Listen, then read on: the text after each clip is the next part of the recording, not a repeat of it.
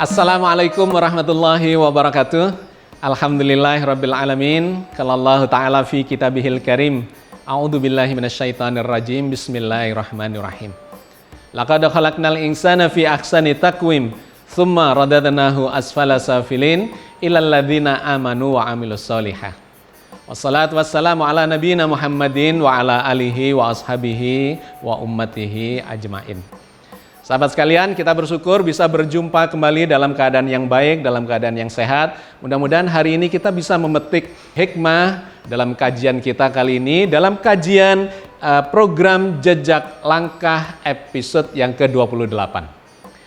Kita akan melanjutkan kajian kita di episode yang sebelumnya terkait dengan jejak pemikiran para ilmuwan, para ulama, para tokoh pemikir dan filsuf dari abad pertengahan, yang ternyata itu menjembatani bangkitnya peradaban modern yang sekarang kita berada di dalamnya ini.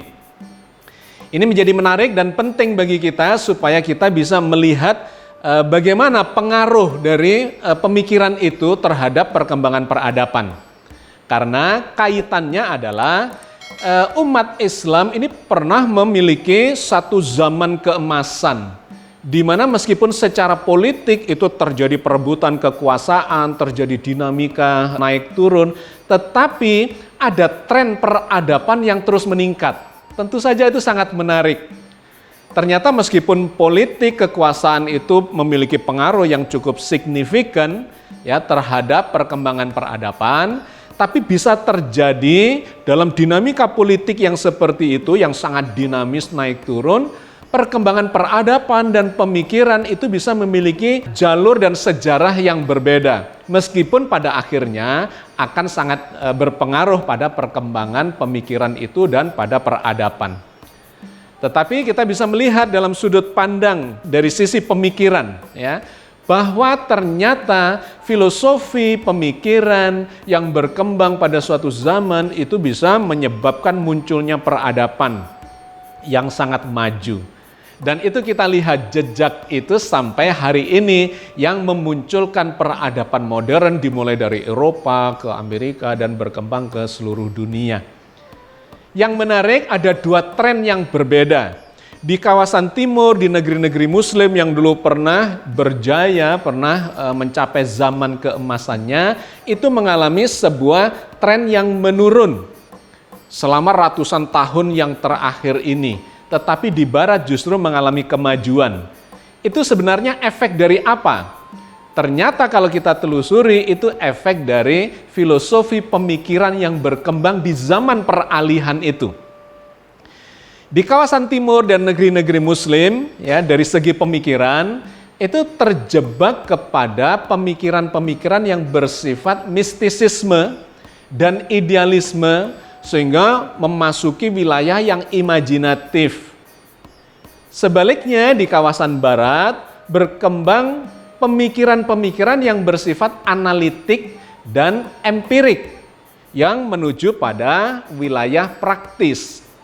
Nah, ini adalah tren besarnya ya yang terjadi pada waktu itu dan berdampak pada perkembangan peradaban selama ratusan tahun kemudian sampai sekarang ini. Jadi dengan cara mempelajari lebih dalam, lebih detail, maka kita akan mendapatkan hikmah dan pelajaran bagaimana seharusnya membangkitkan umat ini supaya menjadi teladan kembali seperti di zaman keemasannya. Mari kita menelusuri agak jauh ke belakang bagaimana tren perkembangan pemikiran itu sejak abad sebelum Masehi di wilayah timur maupun di wilayah barat. Ternyata memiliki jejak sejarah yang sangat menarik yang kita bisa mengambil hikmah dari dalamnya. Di wilayah timur, pemikiran dan perkembangan peradaban itu tercatat melalui jalur spiritualitas keagamaan, di mana bermunculan tokoh-tokoh agama sebagai role model, muncul para nabi, para rasul, yang kemudian ini mengembangkan peradaban itu dari sisi pewahyuan. Sedangkan di wilayah barat itu berkembang melalui pemikiran-pemikiran filsafat. Kita melihat jejak sejarah itu sejak sebelum Masehi.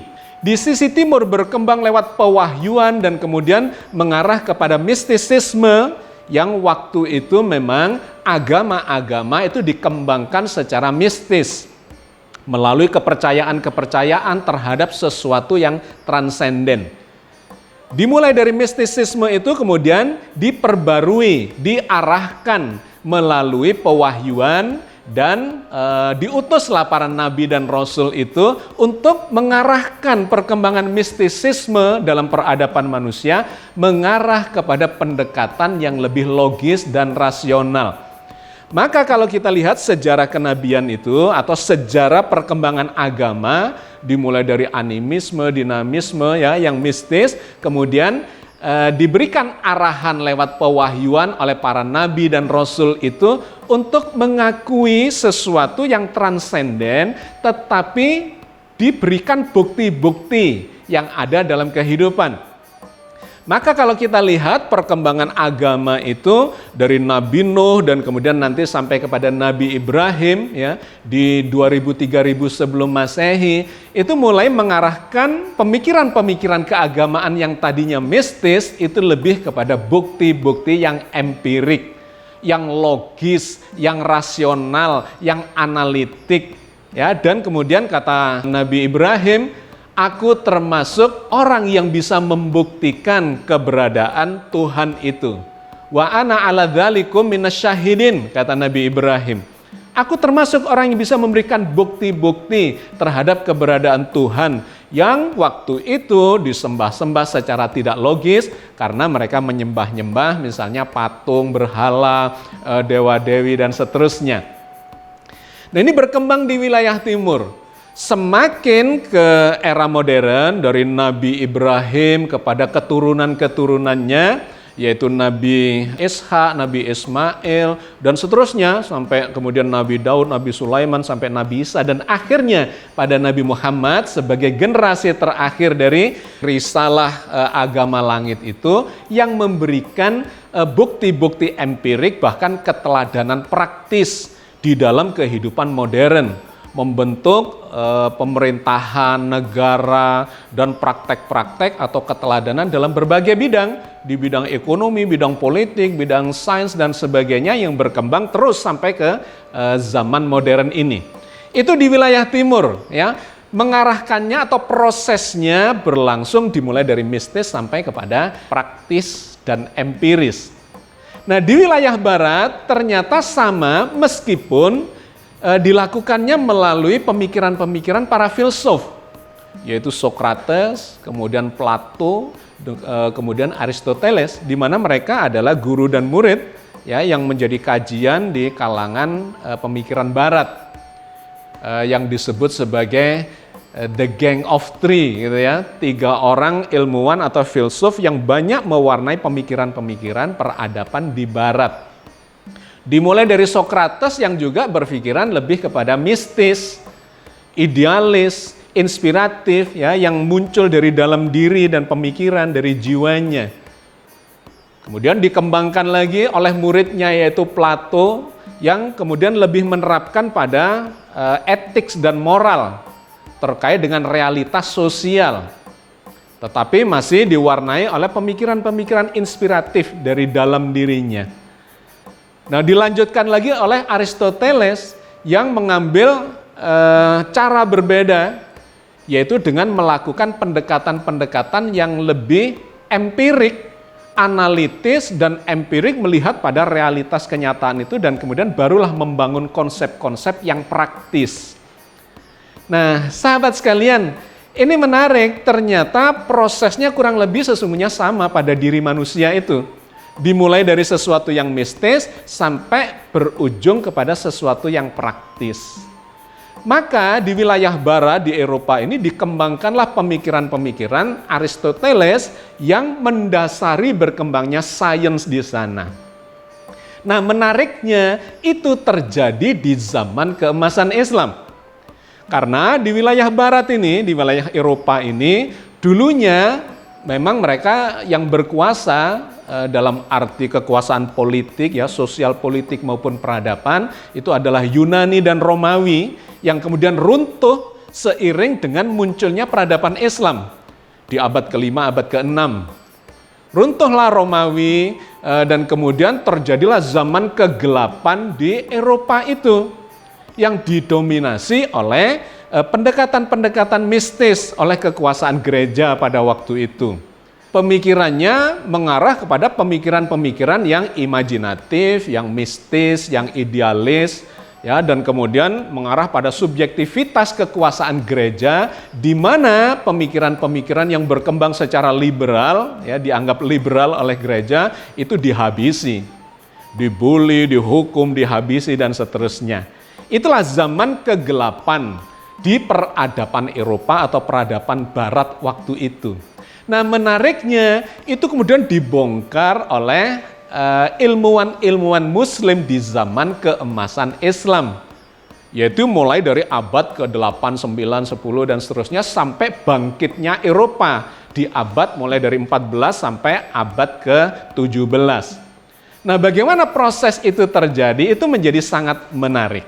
Di zaman itu yang paling berpengaruh adalah pemikiran-pemikiran spiritual dan etik yang moral dari pemikiran semacam Sokrates dan Plato itu. Itu berkembang di wilayah barat maupun di timur, ya, dan kita melihat pemikir-pemikir Islam pun pada waktu itu yang belajar filsafat dari peradaban sebelumnya yaitu Yunani dan Romawi itu terpengaruh oleh dua pemikiran yang berbeda.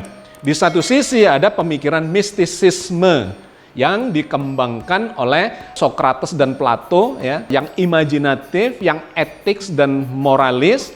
Sedangkan yang berikutnya lagi adalah pemikiran dari Aristoteles yang berkembang secara analitik dan empirik. Jadi apa yang kita bahas di episode yang lalu, perdebatan pemikiran antara Al-Ghazali dengan Ibnu Rus, Al-Farabi, dan Ibnu Sina itu sesungguhnya adalah pertarungan pemikiran yang menggambarkan era pada waktu itu dalam dua dikotomi besar, dua kutub yang besar. Pemikiran yang pertama adalah yang mistis, spiritualis, idealis, dan cenderung imajinatif, ya. Sedangkan yang kedua adalah pemikiran yang bertumpu kepada analitik atau analisa yang empirik dan praktis. Nah, sahabat sekalian, ternyata efek yang muncul itu sedemikian berbeda di antara kawasan-kawasan yang menerapkan pemikiran-pemikiran berbasis pada mistisisme dan spiritualitas itu dengan kawasan-kawasan yang berpikir secara analitik dan praktis dan empirik. Di wilayah timur yang berkembang adalah kajian-kajian yang terkait dengan spiritualitas, dengan sufisme, dengan fikih, dengan etik dan seterusnya. Sedangkan di barat yang berkembang adalah kajian-kajian yang terkait dengan perkembangan peradaban secara praktis, yang analitik, yang empirik, dan kemudian sains berkembang di sana. Nah, ini kemudian terlihat dari tumbuhnya perguruan tinggi, universitas-universitas, baik di wilayah timur maupun di wilayah barat. Di wilayah timur dimulai dari kajian-kajian atau pembelajaran-pembelajaran yang bersifat fikih, sofistik, teologi, dan sebagainya.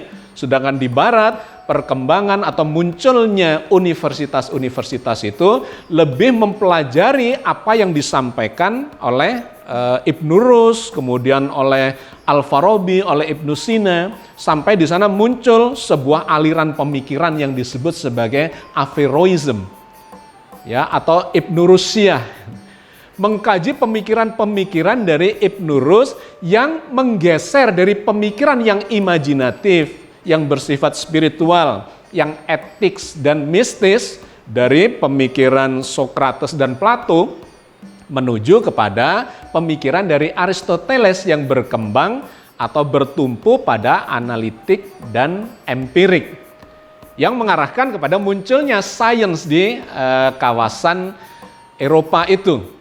Karena Ibnu Rus, Al-Farabi, dan Ibnu Sina, dan sebagian ulama-ulama pada waktu itu yang mengembangkan pemikiran Aristotelian, mereka menulis buku-buku yang terkait dengan sains, di bidang kedokteran, di bidang hukum, di bidang kimia, di bidang fisika, di bidang astronomi, dan sebagainya, yang itu menjadi landasan dari bangkitnya Eropa di bidang sains dan kemudian teknologi.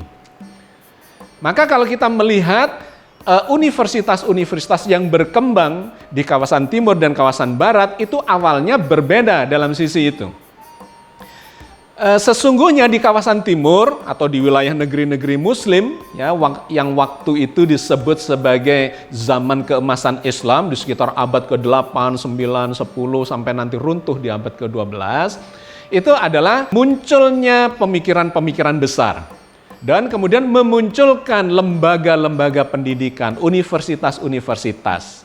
Awalnya lebih kepada fikih, lebih kepada spiritualitas, lebih kepada sufisme dan sebagainya, tetapi nantinya kemudian juga berkembang menjadi universitas yang mengajarkan mengarah kepada sains.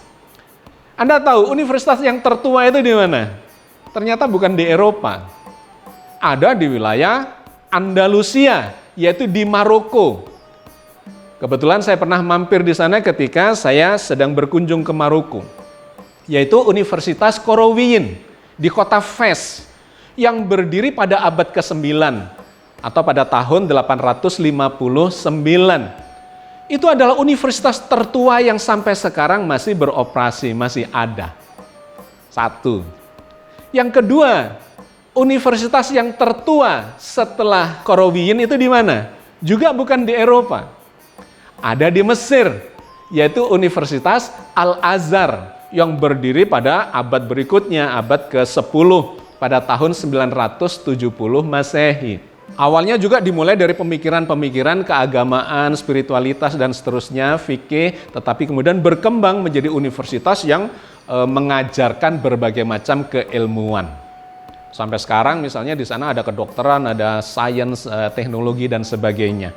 Nah, kemudian yang ketiga barulah berdiri di Eropa. Sebuah universitas yang tertua di Eropa tetapi nomor 3 di dunia, yaitu berdiri di Italia, Universitas Bologna pada tahun 1088, kira-kira 1 abad setelah Al-Azhar dan 2 abad setelah di Maroko.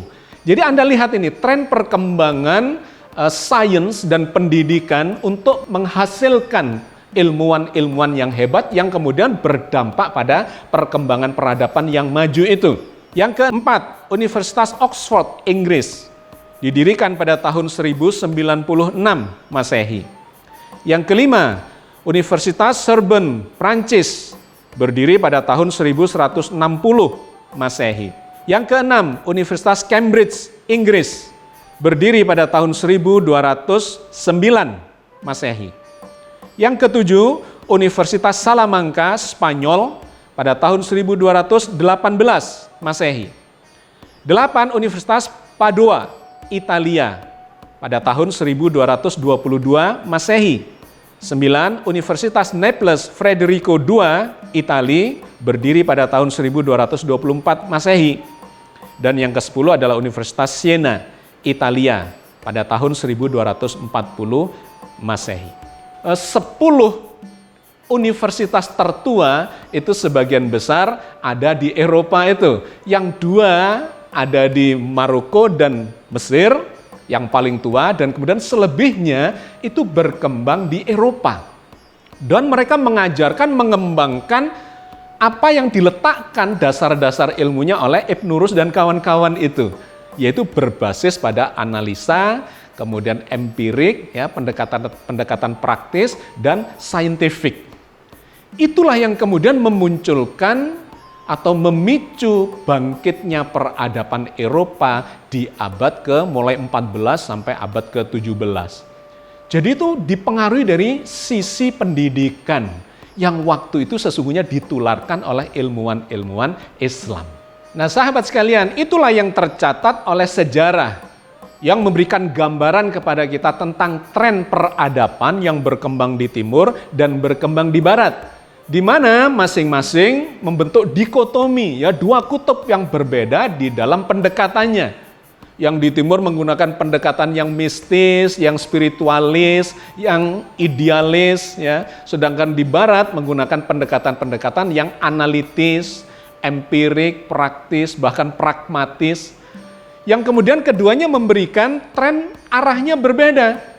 Di barat maju dengan sains dan teknologinya karena melakukan penelitian-penelitian yang bersifat empirik, ya, praktis di lapangan. Sedangkan di timur lebih kepada pendekatan atau tren yang filosofis, idealis, ya, sufistik, dan seterusnya. Meskipun sekarang ini mengalami sebuah proses yang berbeda. Di wilayah timur mulai menyadari untuk juga melakukan pendekatan-pendekatan yang bersifat saintifik, ya, analitik dan empirik itu. Tetapi ini memberikan pelajaran kepada kita semua bahwa ternyata pendekatan yang berbeda akan menghasilkan tren yang berbeda, mengarah kemana masing-masing kutub itu. Nah, dua hal ini ketika dilihat trennya itu sebetulnya akan menuju pada keterjebakannya masing-masing. Di wilayah timur terjebak pada mistisisme, sedangkan di wilayah barat terjebak pada materialisme dan sekularisme. Maka di barat berkembang itu orang pemikiran-pemikiran yang semakin materialistik, ya, dan kemudian sekuler, bahkan menuju kepada meninggalkan agama, kepada ateisme. Nah, ini akan memiliki masalahnya sendiri terkait dengan apakah peradaban yang maju itu akan sustainable ataukah justru akan menghancurkan dirinya di suatu waktu dikarenakan mereka terjebak pada ateisme, sekularisme, dan materialisme itu. Sedangkan yang di timur akan mengalami keterjebakannya sendiri dengan pendekatan yang mistis dan spiritualis itu.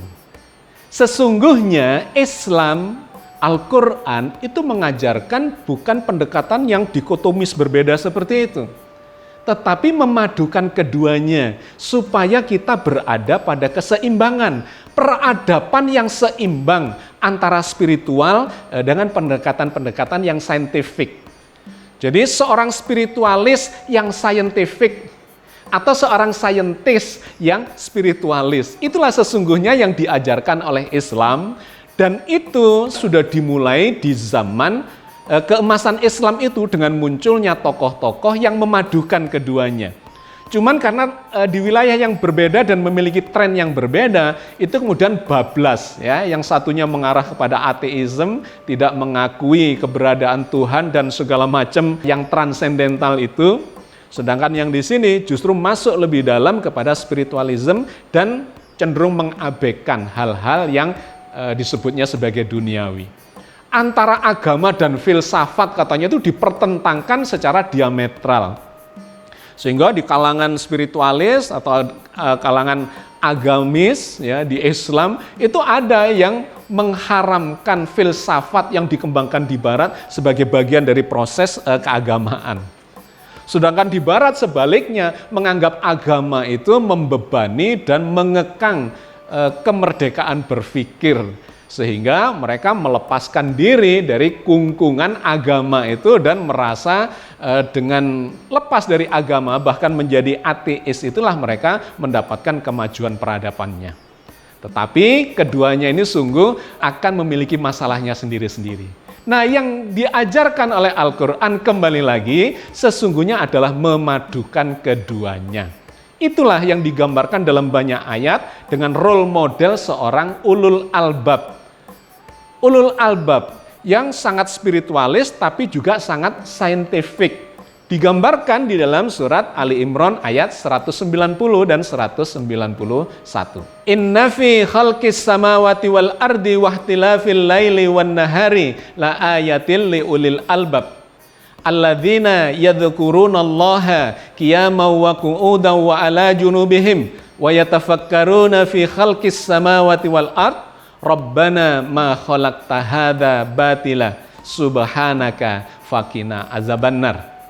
Sesungguhnya dalam penciptaan langit dan bumi dan silih bergantinya malam dan siang hari terdapat tanda-tanda bagi orang yang berakal, yaitu orang-orang yang ingat kepada Allah dalam keadaan berdiri atau duduk atau dalam keadaan berbaring dan mereka bertafakur tentang penciptaan langit dan bumi.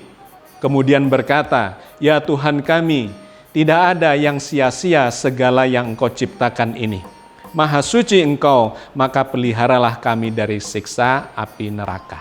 Sahabat sekalian, peradaban yang materialistik dan cenderung menuju kepada ateisme itu pada ujungnya akan memberikan kehancuran bagi manusia itu sendiri. Terbukti kalau Anda lihat secara statistik, negara-negara yang dikatakan maju, sejahtera, tetapi nomor satu ateismenya, di sana angka bunuh dirinya tertinggi di dunia. Menunjukkan bahwa orang-orang yang tidak mengarah kepada spiritualism, ya, kepada spiritualitas, itu akan memiliki masalah dalam psikologisnya, baik secara individu dan kemudian secara kolektif akan mengalami kehancurannya.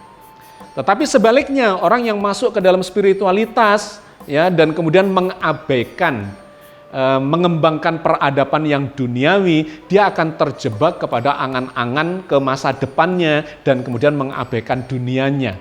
Sehingga mengalami kemunduran di berbagai lini kehidupan dan bisa dimanfaatkan kemudian dikerjain gitu ya oleh orang-orang, oleh bangsa, oleh negara yang memiliki kekuatan peradaban yang lebih tinggi, sehingga memunculkan masalah-masalah yang bersifat duniawi dan akan menghalangi tujuan-tujuan yang bersifat ukhrawi.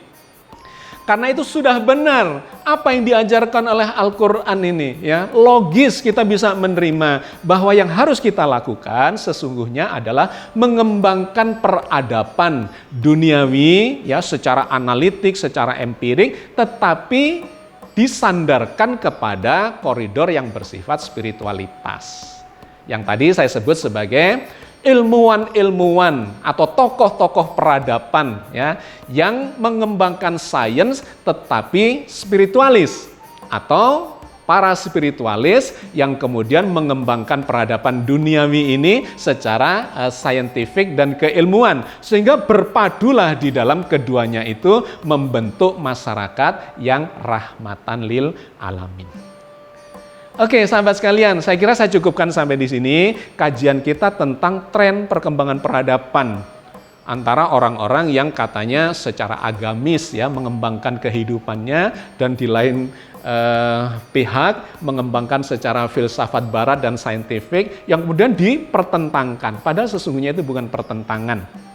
Itu adalah dua hal yang harus disatukan untuk memberikan manfaat sebesar-besarnya bagi kehidupan kita di dunia wal akhirah. Billahi taufiq wal hidayah. Wassalamualaikum warahmatullahi wabarakatuh.